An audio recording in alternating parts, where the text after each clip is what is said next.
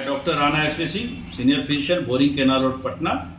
हम लोग बात करेंगे कि आजकल कफ जो है या सांस लेने में थोड़ा सा जो जकड़न होने लगता है और लंबा समय तक खांसी अगर हो रही है तो उसको हल्के में न ले। कई बार लोग क्या करता है कि लंबा रहता है तो सिर्फ एलर्जी की दवा खा कर और उसको रोके रहते हैं, ये नुकसान करता है। ये देखना होता है कि अगर किसी को खांसी है और खांसी में अगर हुक करके खांसी है तो उसका जो देखना होता है उसके हिसाब से। किसी को खांसी रात्रि में ज़्यादा होता है तो उसकी दवाएं अलग होती है। किसी को खांसी में व्हीजिंग साउंड है तो अलग रहा है, किसी के खांसी में क्रेपिटेशन है तो दवा का जो है मोलिक्यूल्स बदल जाता है। ये देखना होता है कि अगर खांसी ज़्यादा है, उसके बलगम में जो ब्लड आ रहा है तो ये देखना है कि कहीं ऐसा तो नहीं है कि पेशेंट को ट्यूबरकुलोसिस तो नहीं है या निमोनिया तो नहीं है। उसके साथ साथ ये भी देखा जाता है अगर पेशेंट को सांस लेने में और या चेहरा नीला पड़ जा रहा है तो कई बार होता है कि कार्डियोजेनिक उसको कफ हमल हो सकता है, वो भी देखना होता है। उसके साथ ये भी देखा जाता है कि पेशेंट को निमोथोरेक्स तो नहीं कि निमोनिया उसमें हो रहा है कि नहीं। इम्फीसेमा, कई बार लंग्स में पस हो जाता है जिसको इम्फीसेमा बोलते हैं, तो वो चीज़ नहीं है। या पेशेंट को कई बार सांस लेने में सफोकेशन हो रही है